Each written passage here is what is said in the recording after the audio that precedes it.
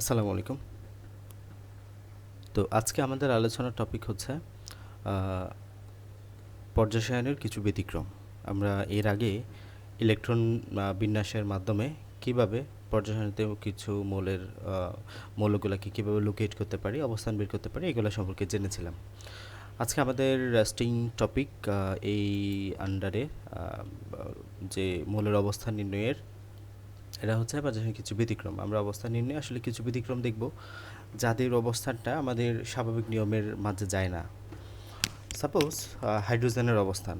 তো হাইড্রোজেন মৌলটা হচ্ছে মূলত অধাতু। এর এর ধর্মগুলোর সাথে অধাতুর ধর্মগুলোর বেশ মিল পাওয়া যায়। হাইড্রোজেনের কিছু ধর্ম বা বৈশিষ্ট্য তীব্র ধনাত্মক ক্ষারীয় ধাতুর সঙ্গে আবার হেলোজেন মৌলসমূহের সঙ্গেও মিলে যায়। তো এর কিছু ধর্ম আমরা তীব্র ধনাত্মক ক্ষারীয় ধাতুর সঙ্গে মিল পাবো, আবার কিছু ধর্ম হেলোজেন যে অধাতু মৌলগুলো আছে তাদের সাথেও আমরা মিল পাবো। কিন্তু পর্যায়সারণীতে হাইড্রোজেনকে ক্ষারীয় ধাতু যেমন সোডিয়াম, পটাশিয়াম, রুবিডিয়াম, সিজিয়াম, ফ্রান্সিয়ামের সাথে গ্রুপ একে রাখা হয়েছে। এখানে ক্ষারীয় ধাতুর সঙ্গে হাইড্রোজেন মৌলের মিল হলো ক্ষার ধাতুর হাইড্রোজেন এর বাইরের প্রধান শক্তিস্তর একটা ইলেকট্রন আছে। আমরা দেখেছি গ্রুপ একের সকল মৌলের লাস্ট সেলে টোটাল ইলেকট্রন সংখ্যা হচ্ছে 1। তো অন্যদিকে হেলোজেন মৌলসমূহের বৈশিষ্ট্য হচ্ছে তারা একটা পরমাণু থেকে অন্য মৌল থেকে একটা ইলেকট্রন গ্রহণ করতে পারে, তেমনিভাবে হাইড্রোজেনও একটা ইলেকট্রন গ্রহণ করতে পারে। মানে বলতে চাচ্ছে গ্রুপ 17 এর মৌলগুলো হেলোজেন গ্রুপ, তাদের লাস্ট সেলে টোটাল ইলেকট্রন সংখ্যা কত? 7। ফ্লোরিনের ক্ষেত্রে দেখো 2p2s2 2p5, লাস্ট ইলেকট্রন কত? 7। ক্লোরিনের ক্ষেত্রে 3s2 3p5, লাস্ট ইলেকট্রন কত? 7। মানে তারা অষ্টক ফিলাপের সময়, মানে লাস্ট সেলে 8টা ইলেকট্রন ফিলাপের সময় তারা অন্য কোনো মৌল থেকে একটা ইলেকট্রন গ্রহণ করতে পারে। এই ক্ষেত্রে 7 একটা ইলেকট্রন গ্রহণ করে 8 ফিল আপ করবে, 7 একটা ইলেকট্রন গ্রহণ করে 8 ফিল আপ করবে, মানে তারা স্থিতিশীল অবস্থা লাভ করতে চাবে। আমরা জানি অষ্টক বা দুইয়ের নিয়ম ফলো করতে চায় প্রত্যেক মৌলই, হয় হাইড্রোজেন চাবে সে 2টা ইলেকট্রন ফিল আপ করতে জোর হয়ে যাইতে, হাইড্রোজেনের লাস্ট ইলেকট্রন সংখ্যা কত? 1। সে চাইবে অন্য কোনো মৌল থেকে আরেকটা ইলেকট্রন নিয়ে আলটিমেটলি সে 2-এর নিয়ম ফলো করতে। তো এখানে সে ইলেকট্রন গ্রহণ করার মতো একটা সিচুয়েশন অনেকটা গ্রুপ 17 এর অবস্থিত হেলোজেন গ্রুপের মতো। ঠিক আছে, তার মানে সে এখানে অধাতু ধর্মটা তার আমরা প্রায়োরিটি দেখতে পাচ্ছি, কারণ ইলেকট্রন গ্রহণ করলেই সে অধাতু ধর্মের মতো আচরণ করতেছে। আবার লাস্ট সেলে টোটাল একটা ইলেকট্রন আছে তার, যেগুলা ধাতুর সাথে মিলে যাচ্ছে। আমরা জানি ধাতুর সময় লাস্ট সেলে ইলেকট্রন সংখ্যা কত? 1।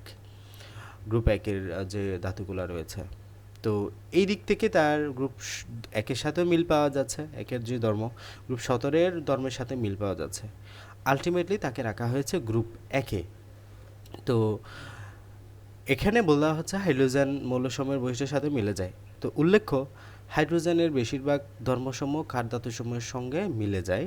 ফলে তবে ম্যাক্সিমাম ক্যারেক্টারিস্টিক্স বা ফিচার এক্ষেত্রে আমরা ধাতুসমূহের সঙ্গে মিল পাই। দ্যাটস ওয়াই এটাকে আমরা গ্রুপ একে রাখেছি। ঠিক আছে, এরপরে ল্যান্থানাইট সমূহ এবং অ্যাক্টিনাইট সিরিজের মৌলসমূহ।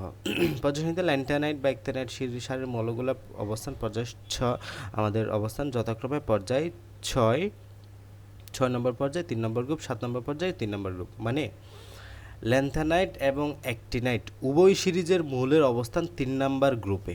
যদি দেখাই এক্ষেত্রে 3 নম্বর গ্রুপে আমাদের অ্যাক্টিনাইট সিরিজের মৌলগুলো রয়েছে, এই যে এই নাম্বার গ্রুপে 57 থেকে 89। এই যে এখানে 57 থেকে 72 একটা দেখছো না, এই 57 থেকে 72, মানে 57 থেকে 72 কেমন হইলো? মূলত খেয়াল করো, সাপোজ ধরো এই গ্রুপের মাঝে আমাদের এই পুরা গ্রুপটা অন্তর্ভুক্ত, এই পুরা ল্যান্থানাইট সিরিজের গ্রুপটা অন্তর্ভুক্ত, বড় যেটা দেখতে পাচ্ছ লম্বা, এই বড় গ্রুপটা অন্তর্ভুক্ত আমাদের এই ছোট্ট গ্রুপের মাঝে। 57 থেকে কত?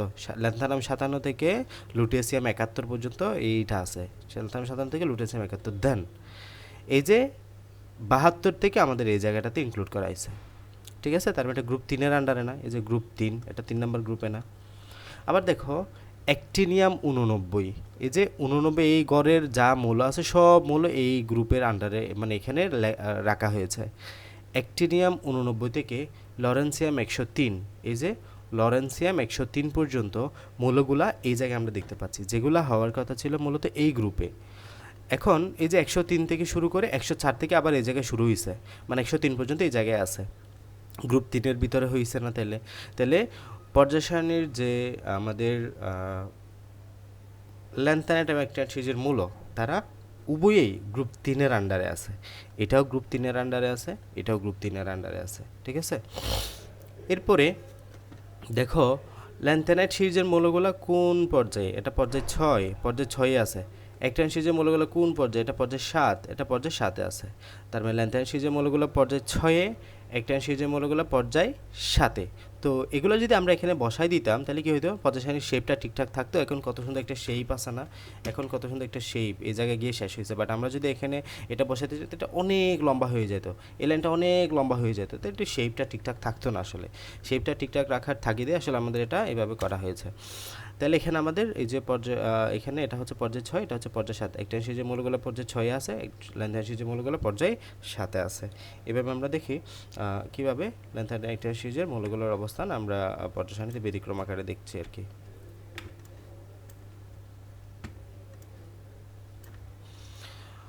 ওকে, তো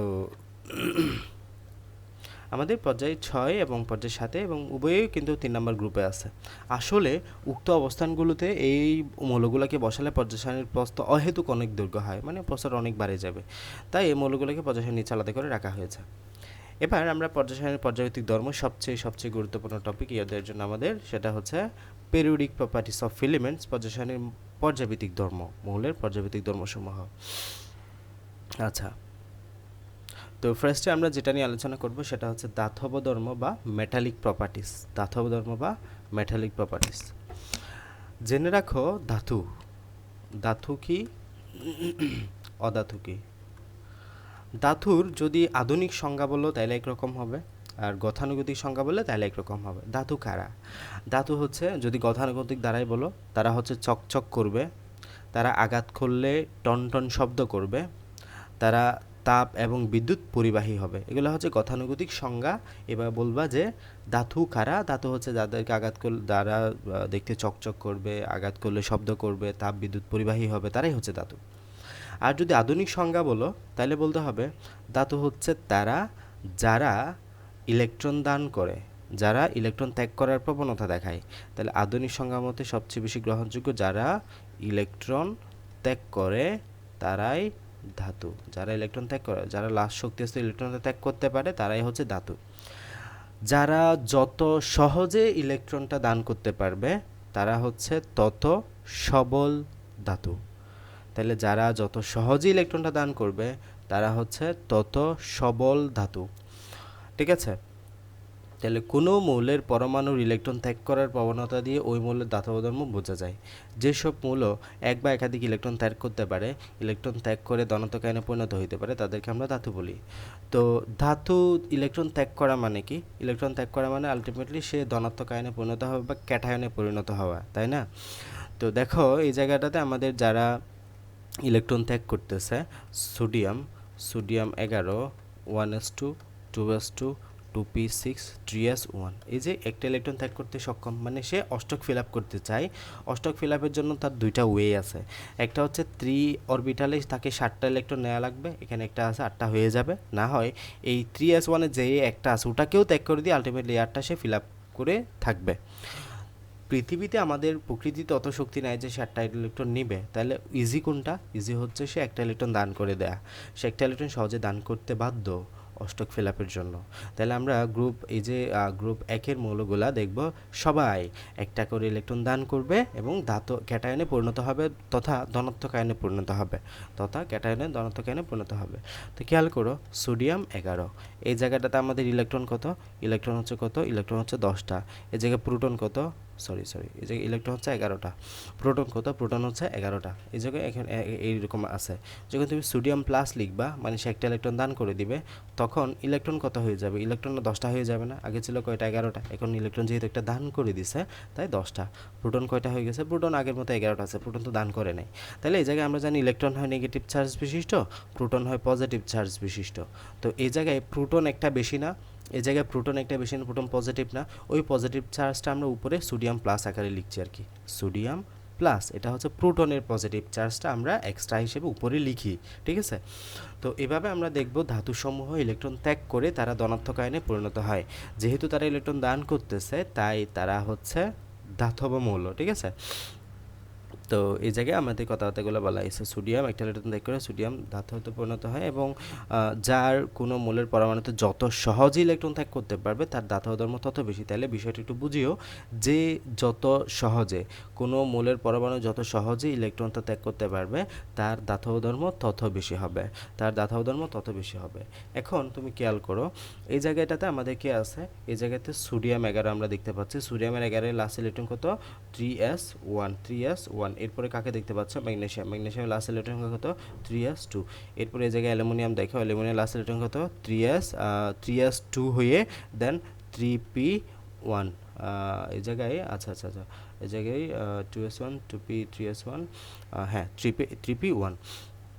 দেন সিলিকনে দেখো 3s2 হয়ে 3p2, খেয়াল করো লাস্ট ইলেকট্রন কত, 1, লাস্ট ইলেকট্রন কত, 2, অ্যালুমিনিয়াম লাস্ট ইলেকট্রন কত, 3, দেন এখানে লাস্ট ইলেকট্রন কত, 4। মনে রাখবা সবসময় গ্রুপ 1 এর লাস্ট ইলেকট্রন সংখ্যা 1, গ্রুপ 2 এর লাস্ট ইলেকট্রন সংখ্যা 2, গ্রুপ 13 এর লাস্ট ইলেকট্রন সংখ্যা 3, গ্রুপ 14 এর লাস্ট ইলেকট্রন সংখ্যা 4, গ্রুপ 15 এর লাস্ট সেলের ইলেকট্রন সংখ্যা 5, গ্রুপ 16 এর লাস্ট ইলেকট্রন সংখ্যা 6, গ্রুপ 16 এর লাস্ট ইলেকট্রন সংখ্যা 7, গ্রুপ 18 এর লাস্ট ইলেকট্রন সংখ্যা 8। এটা সবসময় মাথায় রাখবা, গ্রুপ 1 এর জন্য 1, গ্রুপ 2 এর জন্য 2, গ্রুপ 13 এর জন্য 3, গ্রুপ 14 এর জন্য 4, গ্রুপ 15 এর জন্য 5, গ্রুপ 16 এর জন্য 6, গ্রুপ 17 এর জন্য 7, গ্রুপ 18 এর জন্য 8। এই একটা কথা যদি মাথায় রাখতে পারো না কোনোভাবে, তাহলে তোমার পর এই যে পেরিয়ডিক টেবিলের যে কোন দিকে গেলে কত হবে, কি হবে, কমবে না বাড়বে, এই বিষয়টা বোঝাটা খুবই সহজ হয়ে যাবে। এখন দেখো তুমি বাম থেকে ডানে গেলে লাস্ট সেলের ইলেকট্রন সংখ্যা কিন্তু বাড়তেছে, লাস্ট সেলের ইলেকট্রন সংখ্যা বাড়তেছে, এই যে বাম থেকে ডানে যাচ্ছ, বাম থেকে ডানে গেলে লাস্ট সেল ইলেকট্রন সংখ্যা বাড়তেছে, এই জায়গায় ছিল একটা, এই জায়গায় 2টা, এই জায়গায় 3টা, এই জায়গায় 4টা, এইভাবে বাড়তেছে না, লাস্ট সেল ইলেকট্রন সংখ্যা বাড়তেছে, মানে আমি বাম থেকে ডানে যাচ্ছি, লাস্ট সেলের ইলেকট্রন সংখ্যা বাড়তেছে। তো আমি বলতেছি যে যত সহজে ইলেকট্রন দান করতে পারবে তার ধাতব ধর্ম তত বেশি, যে মৌল যত সহজে ইলেকট্রনটা দান করতে পারবে তার ধাতব মৌল একটা বেশি। বলো তো একটা ইলেকট্রন দান করা যত সহজ, 2টা ইলেকট্রন দান করা কি তত সহজ, নিশ্চয়ই না। 3টা ইলেকট্রন দান করা কি তত সহজ, নিশ্চয়ই না। 4টা ইলেকট্রন দান করা কি তত সহজ, নিশ্চয়ই না। মানে প্রথমে যেটা পাচ্ছিলাম এটি সর্বোচ্চ সহজ, মানে এখানে গ্রুপ 1-এর একটা ইলেকট্রন আছে, সে সহজেই দান করে দিবে। গ্রুপ 2 এর ক্ষেত্রে একটু কষ্ট হবে এটার চাইতে, গ্রুপ 3 এর ক্ষেত্রে আরেকটু বেশি কষ্ট হবে, গ্রুপ 4 এর ক্ষেত্রে আরেকটু বেশি কষ্ট হবে, গ্রুপ 5 এর ক্ষেত্রে তো প্রশ্নই আসে না দান করে, কারণ পৃথিবীতে অত শক্তি নাই। সে কী করবে, সে এখন ইলেকট্রন নেওয়া শুরু করবে, কারণ 3টা ইলেকট্রন নিতে পারলে তো সে কাম সেরে ফেলবে, তাহলে তখন সে ইলেকট্রন নেওয়া শুরু করবে। গ্রুপ 16 6টা ইলেকট্রন, সে আর ইলেকট্রন দান করবে না, সে ইলেকট্রন নেওয়া শুরু করবে, 2টা ইলেকট্রন নিয়ে ফেলবে। গ্রুপ 17 সে তো সহজে ইলেকট্রন নিবে, একটা ইলেকট্রন নিয়ে অষ্টক ফিল আপ করবে। তাহলে আমরা যখন বাম থেকে ডানে যাচ্ছি আলটিমেটলি আমাদের ধাতব ধর্মটা কমতেছে, বাম থেকে ডানে গেলে কী করতেছে, বাম থেকে ডানে গেলে ধাতব ধর্ম কমতেছে, এবং এক সময় গিয়ে যখন আমরা গ্রুপ 15তে যাচ্ছি আলটিমেটলি তখন আমরা ধাতব ধর্ম পাচ্ছিই না, এটা অধাতব ধর্ম হয়ে যাচ্ছে। কারণ ইলেকট্রন নিলে, যদি ইলেকট্রন দান করলে ধাতব ধর্ম হয়, ইলেকট্রন নিলে তারা অধাতব ধর্ম হবে। গ্রুপ 1 পর্যন্ত, 2 পর্যন্ত, 3 পর্যন্ত, 4 পর্যন্ত কোনো রকমভাবে ধাতব ধর্ম তুমি বলতে পারবা। গ্রুপ এর 15 16 17 থেকে আর ধাতব ধর্ম বলতে পারবে না, তাদের কাছে তখন তারা অধাতব মূল্য হয়ে যাবে, কারণ তারা ইলেকট্রন গ্রহণ করতেছে, তখন তারা নিচ্ছে, দান করতেছে না, ইলেকট্রন গ্রহণ করতেছে তারা। বুঝে গেছে? তো এই কথাই, যারা যত সহজে ইলেকট্রন ত্যাগ করবে তারা তত ধাতব ধর্ম তত বেশি হবে। যেহেতু বাম থেকে ডানে গেলে ইলেকট্রন সংখ্যা বাড়তেছে লাস্ট সেলের, তখন যেহেতু যত বেশি ইলেকট্রন দান করা, আমাদের ইলেকট্রন যত বেশি হবে দান করাও তত বেশি কষ্টকর হবে, আলটিমেটলি তাদের ধাতব ধর্ম তত কমতে থাকবে। তা আমাদের ফাইনাল একটি সিদ্ধান্ত আমরা পাচ্ছি, বাম থেকে ডানে গেলে ধাতব ধর্ম কমে। দেখো এই জায়গায় ধাতব ধর্ম কমছে কিনা, এই যে তীর চিহ্ন দেওয়া আছে এদিক থেকে এদিকে, মানে ডান থেকে বামে আসলে ধাতব ধর্ম বাড়ে, তার মানে উল্টা, বাম থেকে ডানে গেলে ধাতব ধর্মটা কমে, এদিকে কম হবে, এই জায়গায় কম হবে। বুঝে গেছে? ওকে, এরপরে অধাতব ধর্মের ক্ষেত্রে আসো। অধাতব ধর্ম, তো অধাতব ধর্ম হচ্ছে নন মেটালিক প্রপার্টিস। তো আমরা দেখেছি যারা ইলেকট্রন দান করে তারা হচ্ছে ধাতু, ভাইস ভার্সা, যারা ইলেকট্রন গ্রহণ করবে তারা হচ্ছে অধাতু, যারা ইলেকট্রন গ্রহণ করবে, যারা ইলেকট্রন গ্রহণ করবে তারা হচ্ছে অধাতু। কোনো মূলের পরমাণুর ইলেকট্রন গ্রহণ করার প্রবণতা দিয়ে ওই মূলটি অদাতব কিনা তা বোঝা যায়। অর্থাৎ কোনো মূলের পরমাণু যত সহজে ইলেকট্রন গ্রহণ করতে পারবে তার অদাতব ধর্ম তত বেশি হবে। তাহলে এখন যত সহজে সে ইলেকট্রনটা গ্রহণ করতে পারলো তত বেশি বলা যাবে তার অদাতব ধর্মটা, নন মেটালিক প্রপার্টিসটা। তাহলে আমরা অদাতুর যে সংজ্ঞা এটা কীভাবে বলবো, যারা ইলেকট্রন গ্রহণ করবে। ক্লোরিন দেখো, ক্লোরিনের লাস্ট ইলেকট্রন সংখ্যা কত? ক্লোরিন পরমাণু সংখ্যা হলো 17, 1s2 2s2 2p6 3s2 3p5, last electron সংখ্যা কত? 7। তো টোটাল 7টা ইলেকট্রন আছে। তো এক্ষেত্রে সে যদি 10টা ফিল আপ করতে চায় সে অবশ্যই একটা ইলেকট্রন গ্রহণ করতে বাধ্য। সে 7টা ইলেকট্রন দিতে পারবে না, প্রকৃত তত শক্তি নাই। তাহলে একটা ইলেকট্রন সে নিতে বাধ্য, 10টা ফিল আপ করবে। তাহলে সে একটা ইলেকট্রন গ্রহণের প্রবণতা দেখাচ্ছে না। যেহেতু সে একটা ইলেকট্রন গ্রহণের প্রবণতা দেখাচ্ছে তাই সে হচ্ছে অধাতু। তার মানে আমরা জানি যত সহজে ইলেকট্রন দান করতে পারবে তার অধাতু ধর্ম তত বেশি হবে, এটা আমরা দেখতেছি। তো যেসব মৌল এক বা একাধিক ইলেকট্রন গ্রহণ করতে পারে এবং ইলেকট্রন গ্রহণের ফলে ঋণাত্মক আয়নে পরিণত হয়। ক্লোরিনের ক্ষেত্রে আগে ইলেকট্রন কত ছিল? ইলেকট্রন ছিল 17টা। প্রোটন কত ছিল? প্রোটন ছিল 17টা। ক্লোরিন যখন আমাদের একটা ইলেকট্রন গ্রহণ করলো, ইলেকট্রন কত হয়ে গেল? আগে ছিল 17টা, একটা ইলেকট্রন গ্রহণ করার পরে তার ইলেকট্রন সংখ্যা হলো 18টা। প্রোটন সংখ্যা কত? 17টাই তো আছে, প্রোটন তো গ্রহণ করে নাই। তাহলে ইলেকট্রন একটা বাড়তি না, ইলেকট্রন নেগেটিভ চার্জ না, electron negative charge, proton positive charge. তাহলে ইলেকট্রন যে একটা বাড়তি, ওই বাড়তি ইলেকট্রনকে আমরা এখানে নেগেটিভ আকারে লিখি, কারণ আমরা জানি ইলেকট্রনের চার্জ নেগেটিভ। ক্লোরিন মাইনাস হিসেবে আমরা লিখি, এই জন্য আমরা লিখি ক্লোরিন মাইনাস। বুঝে গেছে? তো এখান থেকে আমরা বুঝছি যে ইলেকট্রন গ্রহণ করার ফলে সে ঋণাত্মক আয়নে পরিণত হয়, তো ফলে তাদেরকে আমরা অধাতু বলি। ক্লোরিন একটা ইলেকট্রন গ্রহণ করে ঋণাত্মক আয়নে পরিণত হয়, তাই ক্লোরিন হচ্ছে অধাতু। বুঝে গেছে? পর্যায় সারণীর যে পর্যায়ে বাম থেকে ডানে গেলে আমরা যাওয়া যায় তখন অধাতু ধর্ম বৃদ্ধি পায়। কারণ খেয়াল করো, এক্ষেত্রে আমাদের আস্তে আস্তে আমরা যখন বাম থেকে ডানে যাচ্ছি, গ্রুপ 1-এর লাস্ট সেলে একটা, গ্রুপ 2-এর লাস্ট সেলে 2টা, গ্রুপ 3-এর লাস্ট সেলে 3টা, গ্রুপ 4-এর 4, 5-এর 5, 6-এর 6, 7-এর 7। এক মৌল সে কি ইলেকট্রন গ্রহণের প্রবণতা দেখাবে? সে তো তার জন্য দুঃসাহস হয়ে যাবে। এটা পৃথিবীতে অত শক্তি নাই সে তাকে যে 7টা ইলেকট্রন কেউ এনে দিবে। 2টা 6টা ইলেকট্রন নেওয়া লাগবে, এটাও সম্ভব না, সে ইলেকট্রন দান করতে পারবে। 3টা, এটাও সম্ভব না, সে 5টা ইলেকট্রন নেওয়া সম্ভব না, 3টা ইলেকট্রন দান করে দেবে। 4টা, এটা মাঝামাঝি বলা যায়, মাঝে মাঝে হবে, মাঝে মাঝে হবে না। 5টা, তার 3টা ইলেকট্রন দরকার হয়, সেই ইলেকট্রন নিবে। 6টা, 2টা ইলেকট্রন দরকার, সেই ইলেকট্রন নিবে। গ্রুপ 7টায় সে একটা ইলেকট্রন নিতে পারবে খুব সহজে। যখন আমরা বাম থেকে ডানে যাচ্ছি, ইলেকট্রন নেওয়ার প্রবণতা, মানে যার লাস্টে 7টা ইলেকট্রন, সে খুব বেশি চাইবে আরেকটা ইলেকট্রন নিয়েই সে যেন অষ্টকটা ফিল আপ করে ফেলে। তার মানে তার ইলেকট্রন গ্রহণের প্রবণতা সব চাইতে বেশি। তারপর 6 মোটামুটি চাইবে সে 2টা ইলেকট্রন যাতে নিয়ে এটা ফিল আপ করে ফেলে। গ্রুপ 5 সেও চাইবে আমি সে 5টা ইলেকট্রন দান করতে পারবে না, 3টা ইলেকট্রন সহজে নিবে। গ্রুপ 4 সে কনফিউজড, কী করবে না করবে। গ্রুপ 3 সে তো প্রশ্নই আসে না যে ইলেকট্রন গ্রহণ করবে, সেই ইলেকট্রন দান করতে বিশ্বাসী। তার মানে আমরা যত বাম থেকে ডানে যাচ্ছি আলটিমেটলি ইলেকট্রন গ্রহণের প্রবণতাটা তত বেশি বাড়তেছে। যেহেতু বাম থেকে ডানে গেলে যত বেশি প্রবণতা বাড়তেছে, অধাতব ধর্ম তত বেশি। সেই জন্য বাম থেকে ডানে গেলে অধাতব ধর্ম বাড়তে থাকে এবং বাম থেকে ডানে গেলে দাতব ধর্ম কমতে থাকে। তাহলে দাতব ধর্ম কমতে থাকে, অদাতব ধর্ম বাড়তে থাকে। নোট করে নাও, বাম থেকে ডানে গেলে দাতব ধর্ম কমতে থাকে। কেন? লাস্ট সেলে ইলেকট্রন সংখ্যা বাড়তে থাকে বিদায়, যেহেতু যত বেশি ইলেকট্রন ত্যাগ করবে, যত বেশি ইলেকট্রন হবে, ত্যাগ করাটাও তত বেশি কষ্টকর হবে, দাতব ধর্ম তত কমতে থাকবে। অদাতব ধর্ম এক্ষেত্রে আমাদের বাড়তে থাকে, কারণ লাস্ট যত বেশি ইলেকট্রন হবে, ইলেকট্রন নেওয়াটা তত বেশি তার জন্য ইজিয়ার হবে। বুঝে গেছে? এটা একটু মাথায় রাখবা, এটা হচ্ছে পর্যায়ভিত্তিক যে সম্পর্ক উঠা। তো এখানে লক্ষ্য করলে দেখা যাবে যে কিছু মৌল আছে যারা কোনো সময় ধাতুর মতো আচরণ করে, আবার কোনো সময় অধাতুর মতো আচরণ করে। এখন আমরা তো ধাতুও পড়লাম, অধাতুও পড়লাম। ধাতু মানে যারা ইলেকট্রন দান করবে, অধাতু মানে যারা ইলেকট্রন গ্রহণ করবে। তো আবার আমরা কিছু মৌল দেখব যারা ধাতুও না, অধাতুও না, মাঝামাঝি আচরণ করতেছে, তারা হচ্ছে অপধাতু। তো যারা মাঝামাঝি ধাতুর মতো, যারা মাঝামাঝি অধাতুর মতো আচরণ করে, তারা হচ্ছে অপধাতু। এবং এই অপধাতুসমূহ অবস্থা অনুযায়ী ইলেকট্রন ত্যাগ গ্রহণ দুটোই করতে পারে। মানে তারা ইলেকট্রন ত্যাগ যেমন করতে পারে, ইলেকট্রন গ্রহণও কিন্তু তারা করতে পারে, তাই না? ইলেকট্রন ত্যাগ গ্রহণ তারা কিন্তু দুটাই করতে সক্ষম। বুঝে গেছে? আচ্ছা, তো আর্সেনিক হচ্ছে আমাদের এমন একটা মৌল আর কি। ওকে, তো আমরা এখানে কিছু মৌল দেখব। বাবা সিলেট গেলে আসার সময় ট্রেন এসো, আমি এভাবে মাথায় রাখছিলাম, বাবা সিলেট গেলে, আসার সময়, ট্রেনে এসো, এভাবে মাথায় রাখতে পারো। Boron, silicon, germanium, arsenic, stibium, tellurium. ঠিক আছে, boron, silicon, germanium, arsenic, stibium, tellurium. এখানে আর্সেনিকের কথা বলা হচ্ছে, আর্সেনিক একটা অপদার্থ, পরীক্ষা আসতে পারে কিন্তু এটা। ওকে, দেন আমরা দেখব পারমাণবিক আকার, সবচেয়ে বেশি গুরুত্বপূর্ণ। অন্যান্য দ্রব্য মনে রাখতে হলে এটা অবশ্যই বুঝতে হবে। পারমাণবিক আকার, পরমাণুর আকার। তো পরমাণুর আকার মানে আমরা কি জানি? মূলত আমরা এটা হচ্ছে, যদি আমাদের একটা ইলেকট্রন হয়, ইলেকট্রন যদি লাস্ট শক্তি স্তর হয়, এটা যদি তার নিউক্লিয়াস হয়, নিউক্লিয়াস থেকে যে একটা ব্যাসার্ধ, নিউক্লিয়াস থেকে তার একটা দূরত্ব লাস্ট শক্তি স্তরে, এটা হচ্ছে তার ব্যাসার্ধ, পারমাণবিক ব্যাসার্ধ। এটা কি? পারমাণবিক ব্যাসার্ধ। তো কোনো মূলের পারমাণবিক ব্যাসার্ধ কম, কোনো মূলের পারমাণবিক ব্যাসার্ধ বেশি, কোনো মূলের পারমাণবিক ব্যাসার্ধ অনেক বেশি, কোনো মূলের পারমাণবিক ব্যাসার্ধ অনেক বেশি। তার মানে যার পারমাণবিক ব্যাসার্ধ বেশি তার আকার বড়, যার পারমাণবিক ব্যাসার্ধ কম তার আকার ছোট। তার মানে এটা ডিপেন্ড করে পারমাণবিক ব্যাসার্ধের উপরে বা অ্যাটমিক রেডিয়াসের উপরে।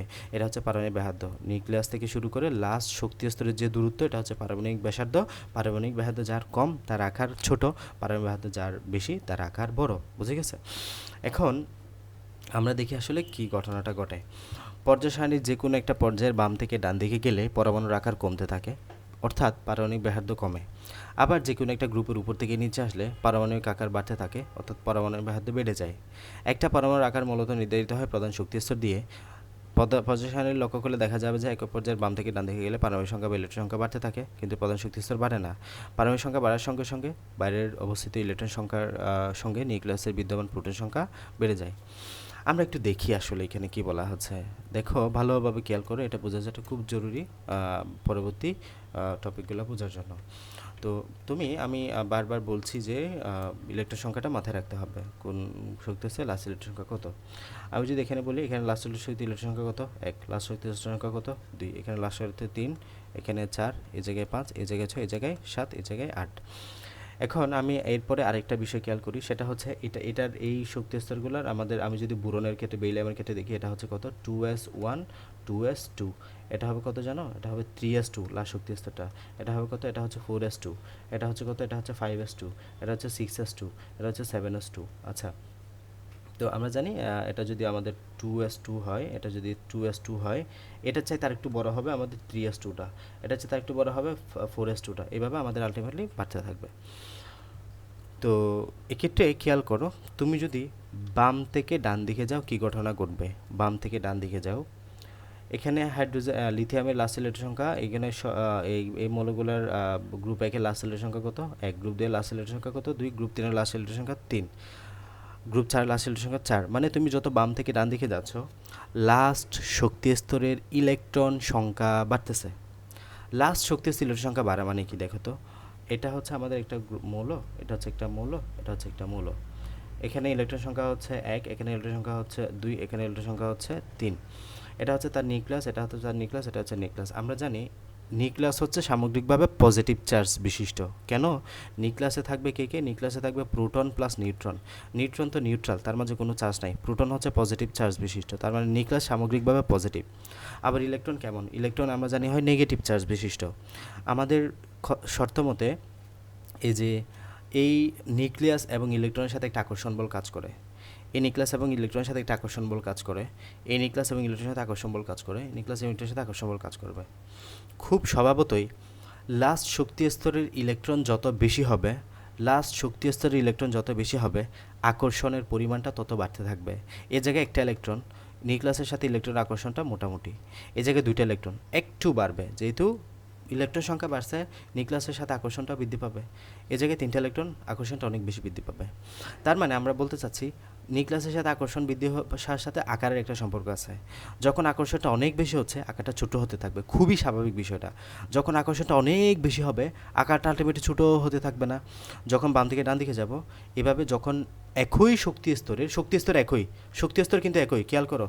এ জায়গায় আমাদের, এ জায়গায় 2s1, এ জায়গায় 2s1, এ জায়গায় 2s2, এ জায়গায় 2s1, 2s2, 2p1, 2তে আছে কিন্তু 2তে।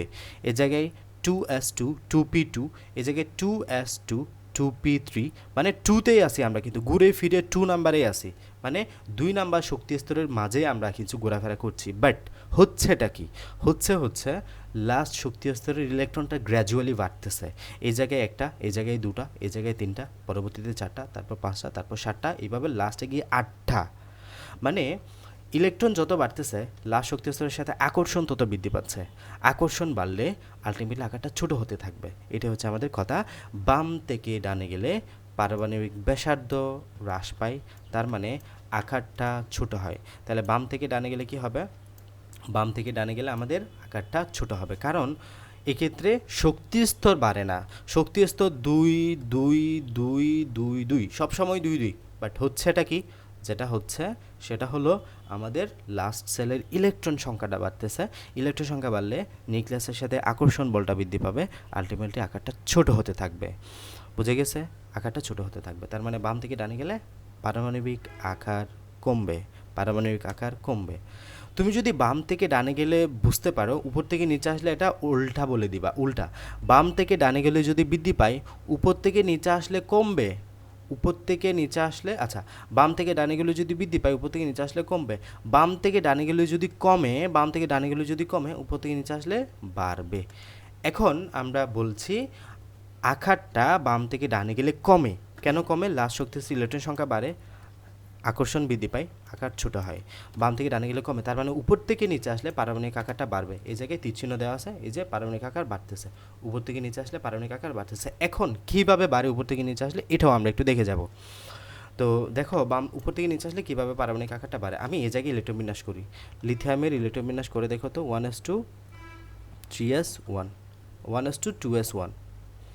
তারপর sodium 1s2 2s2 2p6 3s1। তারপর potassium 1s2 2s2 2p6 3s2 3s2 3s2 দেন 3p6 4s1। ঠিক আছে, 1s2 2s2 2p6 3s2 3p6। দেখো আমি মিলাই তো, এই জায়গায় আমাদের 10টা, এই জায়গায় 8টা, এই জায়গায় একটা 9টা, হইলই তো 19টা। তো এইভাবে রুবিডিয়ামের কত, তাহলে এটা হচ্ছে কত? এটা হচ্ছে 2s1 পাইলাম।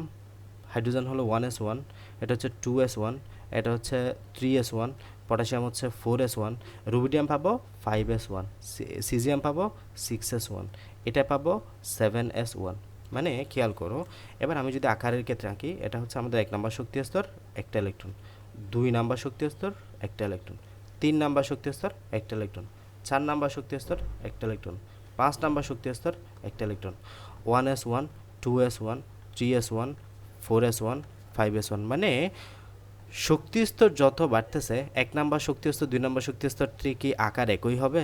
নিশ্চয়ই না। 2 নম্বর শক্তি স্তর একটু বড়, 3 নম্বরটা আরেকটু বড়, 4 নম্বরটা আরেকটু বড়, 5 নম্বরটা আরেকটু বড়, 6 নম্বরটা আরও বড়, 7 নম্বরটা আরও বড়। তার মানে যত তুমি উপর থেকে নিচে যাচ্ছ, এক্ষেত্রে শক্তি স্তরে বৃদ্ধি পাচ্ছে। ঠিক আছে, 3 নম্বর শক্তি স্তর মানে কি এর আগে আরও 2টা শক্তি স্তর আছে। 4 নম্বর শক্তি স্তর মানে কি এর আগে আরও 3টা শক্তি স্তর আছে। 5 নম্বর শক্তি স্তর মানে কি এর আগে আরও 4টা শক্তি স্তর আছে। তার মানে তুমি যত বাম থেকে ডানে যাচ্ছ, আলটিমেটলি একটা একটা করে শক্তি স্তর বৃদ্ধি পাচ্ছে। শক্তি স্তর একটা, দুটা, এখানে শক্তি স্তর একটা, এখানে শক্তি স্তর দুটা, এই জায়গায় 3টা, এই জায়গায় 4টা, এই জায়গায় 5টা। সর্বশেষ শক্তি স্তর আমরা গণনা করতেছি আর কি এই জায়গাটাতে। মানে একটা একটা শক্তি স্তর বৃদ্ধি পাচ্ছে যখন তুমি বাম থেকে ডান দিকে যাচ্ছ। তো শক্তি স্তর যখন বাড়বে, মানে একটা একটা শক্তি স্তর যখন বেড়ে যাবে, আলটিমেটলি আকারটা বাড়বে। এই জায়গায় শক্তি স্তর 2টা, এই জায়গায় 3টা, এই জায়গায় 4টা, এই জায়গায় 5টা, এই জায়গায় 6টা, এই জায়গায় 7টা। উপর থেকে নিচে যত যাচ্ছ, শক্তি স্তর একটা একটা করে বৃদ্ধি পাচ্ছে। শক্তি স্তর বৃদ্ধি পালে স্বাভাবিকভাবে এখানে একটা শক্তি, এখানে একটা শক্তি আছে, এখানে 2টা, আকারটা বড় না? এই জায়গায় 3টা, আকারটা একটু বড় না? এই জায়গায় 4টা, আকারটা আরও বড় না? এভাবে যখন শক্তি স্তরই বৃদ্ধি পাচ্ছে, তখন আকারটা বড় হচ্ছে। তার মানে আমাদের ফাইনাল সামারি হচ্ছে, উপর থেকে নিচে আসলে আকার বাড়তে থাকে। কেন বাড়তে থাকে? কারণ উপর থেকে নিচে আসলে আলটিমেটলি একটা একটা শক্তি স্তরই বৃদ্ধি পায়। তাহলে বাম থেকে ডানে গেলে আমাদের শক্তি স্তর একই থাকে, 2 2 2 2 2 দেখতে পাইছি। শক্তি স্তর একই থাকে, বাট লাস্ট শক্তি স্তর ইলেকট্রন সংখ্যাটা বাড়তে থাকে। ইলেকট্রন সংখ্যা বাড়তে থাকে, আমরা জানি নিউক্লিয়াসের সাথে আকর্ষণটা বৃদ্ধি পাবে, আলটিমেটলি আকার ছোটো হবে। বাট উপর থেকে নিচে আসলে কি হয়? শক্তি স্তরের আমাদের লাস্ট সাইডে ইলেকট্রন সংখ্যার কোনো চেঞ্জ হয় না। এক্ষেত্রে 2 নম্বর শক্তি স্তর একটা, 3 নম্বর শক্তি স্তর একটা, 4 নম্বর শক্তি স্তর একটা ইলেকট্রন আছে। বাট হয়েছে এটা কি? হয়েছে আমাদের অরবিটাল বা আমাদের শক্তিস্তর সংখ্যা বেড়ে গেছে। এই জায়গায় 2টা, এই জায়গায় 3টে, এই জায়গায় 4টা। শক্তিস্তর সংখ্যা বাড়লে অবশ্যই আকারটা বাড়বে। তার মানে উপর থেকে নিচে আসলে আকারটা বাড়ে। তার মানে আমি বলবো তুমি একদিকে মনে রাখো, বাম থেকে ডানে মনে রাখলে উপর থেকে নিচে আসলে বাড়ে, সেটা অবশ্যই বলতে পারবা। তার মানে আকার ভালোভাবে মাথায় রাখবা, আকার এবং দাতব্য ধর্ম একই রকম। আকার এবং দাতব্য ধর্ম একই রকম। আকার বাম থেকে ডানে গেলে কমে, দাতব্য ধর্ম বাম থেকে ডানে গেলে কমে। তার মানে কমার 2টা সিদ্ধান্ত পাইছি। এর বাকিগুলো সবাই আমরা একই দেখব। ইলেকট্রন আসক্তি, তড়িৎ ঋণাত্মকতা, আয়নীকরণ শক্তি সবই দেখব বাম থেকে ডানে গেলে বাড়ে, উপর থেকে নিচে আসলে কমে। একমাত্র একমাত্র আকার একমাত্র আকার এবং দাতব্য ধর্ম বাম থেকে ডানে গেলে কমে, বাম থেকে ডানে গেলে কমে, উপর থেকে নিচে আসলে বাড়ে। একমাত্র আকার এবং দাতব্য ধর্মটা বাম থেকে ডানে গেলে কমে, উপর থেকে নিচে আসলে বাড়ে। বুঝে গেছে কেন কমে কেন বাড়ে, এগুলো আমরা এক্সপ্লেইন করলাম সুন্দরভাবে। এবার আমরা এখানে কি বলা হচ্ছে, তাহলে দেখো পর্যায় সারণীর যে কোনো একটা গ্রুপে বাম থেকে ডানে গেলে পরমাণুর আকার কমতে থাকে, পারমাণবিক ব্যাসার্ধ কমে যায়। মানে বাম থেকে ডানে গেলে পারমাণবিক আকার কমতে থাকে। কেন কমে? লাস্ট শক্তি ইলেকট্রন সংখ্যা বাড়ে। যে কোনো একটা গ্রুপের উপর থেকে নিচের দিকে পারমাণবিক আকার বাড়তে থাকে, পারমাণবিক ব্যাসার্ধ বেড়ে যায়। কেন বাড়তে থাকে? একটা পরমাণুর আকার মূলত নির্ধারিত হয় প্রধান শক্তি স্তর দ্বারা। একই পর্যায়ের বাম থেকে ডানে গেলে পারমাণবিক সংখ্যা বা ইলেকট্রনের সংখ্যা বাড়তে থাকে। যেহেতু পারমাণবিক সংখ্যা বা ইলেকট্রনের সংখ্যা বাড়তে থাকে, প্রধান শক্তি স্তরের সংখ্যা কিন্তু বাড়ে না। 2 2 2 দেখতে পাইছি। তো ওই ক্ষেত্রে পারমাণবিক সংখ্যা বাড়ার সঙ্গে সঙ্গে অবস্থিত ইলেকট্রন সংখ্যার সঙ্গে নিউক্লিয়াসের বিদ্যমান প্রোটন সংখ্যা বেড়ে যায়। সে কারণে নিউক্লিয়াসে অবস্থিত প্রোটন সংখ্যা এবং নিউক্লিয়াসের বাইরে অবস্থিত ইলেকট্রন সংখ্যার মধ্যে আকর্ষণ বেশি হয়। আকর্ষণের কারণে ইলেকট্রনগুলো শক্তি স্তর নিউক্লিয়াসের কাছাকাছি চলে আসে, ফলে আলটিমেটলি আকারটা ছোট হয়ে যায়, পারমাণবিক ব্যাসার্ধ ছোট হয়ে যায়। ঠিক আছে, এই জায়গায় আমাদের বলা হচ্ছে, দেখো এই জায়গায় 3টা, এই জায়গায় আমাদের লিথিয়ামের 2টা। এখানে একটা ইলেকট্রন অপসারণ করতেছে, এটা মূলত মূলের, আচ্ছা এটা আয়নীকরণ শক্তির একটা ইয়ে দেখাচ্ছে, এটা বুঝতে হবে না, এটা আমরা পরে বোঝাবো। তো এই ক্ষেত্রে আবার পর্যায় সারণীর একই গ্রুপের যতই উপর থেকে নিচের দিকে যাওয়া হয়, এখন যদি আমরা উপর থেকে নিচের দিকে আসি, পরমাণুতে তত বাইরের দিকে একটা নতুন করে শক্তিস্তর যুক্ত হয়। আমরা দেখেছি 2 3 4 এভাবে নতুন করে শক্তিস্তর যুক্ত হচ্ছে। নতুন শক্তিস্তর যুক্ত হলে পরমাণুর আকার বৃদ্ধি পায়, ব্যাসার্ধ বেড়ে যায়। যেহেতু নতুন করে শক্তিস্তর যুক্ত হচ্ছে, উপর থেকে নিচে আসলে তখন আলটিমেটলি আমাদের আকারটা বৃদ্ধি পাবে। এখানে উল্লেখ্য, একই গ্রুপের উপর থেকে নিচে গেলে নিউক্লিয়াসে থাকা প্রোটন সংখ্যার সঙ্গে নিউক্লিয়াসের বাইরে অবস্থিত ইলেকট্রন সংখ্যা বৃদ্ধির ফলে প্রোটন এবং ইলেকট্রনের মধ্যে আকর্ষণ বেড়ে যায়, পরমাণুর আকার ততটুকু হ্রাস পায়। মানে আমাদের এখানে প্রোটন এবং ইলেকট্রনের মধ্যে আকর্ষণটা মূলত বৃদ্ধি পাচ্ছে এবং পরমাণুর আকার হ্রাস পাচ্ছে। তো বললাম বাম থেকে ডানে গেলে আকর্ষণ যত বেশি হবে, পরমাণুর আকার ছোট হয়ে যাবে। পরমাণুতে একটা নতুন শক্তি যোগ হলে পরমাণুর আকার তত বৃদ্ধি পায়।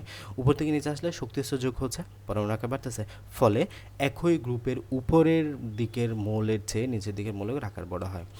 তাহলে আজকে আমরা 2টা সিদ্ধান্তে আসলাম, একটা হচ্ছে পরমাণুর দাতব্য সম্পর্কে, একটা হচ্ছে অদাতব্য ধর্ম সম্পর্কে। আমি যদি দাতব্য ধর্ম আকারের সাথে তুলনা করি, আকার বাম থেকে ডানে গেলে কমে। কেন কমে? লাস্ট শক্তি স্তরের ইলেকট্রন সংখ্যা বাড়ে, নিউক্লিয়াসের সাথে আকর্ষণ বৃদ্ধি পায়, আলটিমেটলি আকারটা ছোট হয়। উপর থেকে নিচে আসলে আকার বাড়ে। কেন বাড়ে? লাস্ট শক্তি স্তর সংখ্যাটাই বৃদ্ধি পাচ্ছে, ফলে আকার বাড়ে। দাতব্য ধর্ম বাম থেকে ডানে গেলে দাতব্য ধর্ম কমে। কেন কমে? লাস্ট শক্তি স্তরের ইলেকট্রন সংখ্যাটা বাড়ে। আমরা জানি ধাতু হচ্ছে যারা ইলেকট্রন দান করে। যেহেতু ইলেকট্রন সংখ্যা বাড়ে, যত বেশি ইলেকট্রন দান করা তত বেশি কষ্টকর, দাতব্য ধর্ম তত কমে। আমরা জানি ইলেকট্রন যত বেশি সহজে দান করতে পারবে, তার দাতব্য ধর্ম তত বেশি হবে। আর উপর থেকে নিচে আসলে দাতব্য ধর্মটা কমে। যেহেতু এখানে আকার বড় হচ্ছে, খেয়াল করো, লাস্ট শক্তি স্তরের যেহেতু আকার বড় হচ্ছে, উপর থেকে নিচে আসার ফলে ইলেকট্রন ত্যাগ করাটাও তত সহজ। মানে এখানে একটা ইলেকট্রন আছে, এই যে একটা ইলেকট্রন আছে। আমরা জানি ইলেকট্রনের সাথে নিউক্লিয়াসের একটা আকর্ষণ বল কাজ করে, ইলেকট্রনের সাথে নিউক্লিয়াসের একটা আকর্ষণ বল কাজ করে। যেহেতু যত উপর থেকে নিচে যাচ্ছ, আকারটা বড় হচ্ছে, লাস্ট স্যারের ইলেকট্রনটা আলটিমেটলি নিউক্লিয়াস থেকে দূরে সরে যাচ্ছে, এটার সাথে আকর্ষণটা কমে যাচ্ছে, এটা ত্যাগ করে দেওয়াটাও তত বেশি সহজ যত উপর থেকে নিচে যাবা। যেহেতু যত বেশি সহজে ত্যাগ করা যায়, দাতব্য ধর্ম তত বেশি হয়, তাই উপর থেকে নিচে আসলে দাতব্য ধর্মটা বাড়তে থাকে। বুঝে গেছে? তাহলে বাম থেকে ডানে গেলে দাতব্য ধর্ম কমে, উপর থেকে নিচে আসলে দাতব্য ধর্মটা বাড়ে। আকারের মতো, আকার বাম থেকে ডানে গেলে কমে, উপর থেকে নিচে আসলে দাতব্য ধর্মটা আকারটা বাড়ে। অদাতব্য ধর্ম আমাদের ঠিক উল্টা এগুলার বাম থেকে ডানে গেলে বাড়ে, উপর থেকে নিচে আসলে কমে। বাম থেকে ডানে গেলে একটা মনে রাখলেই চলবে, এটাই চলবে।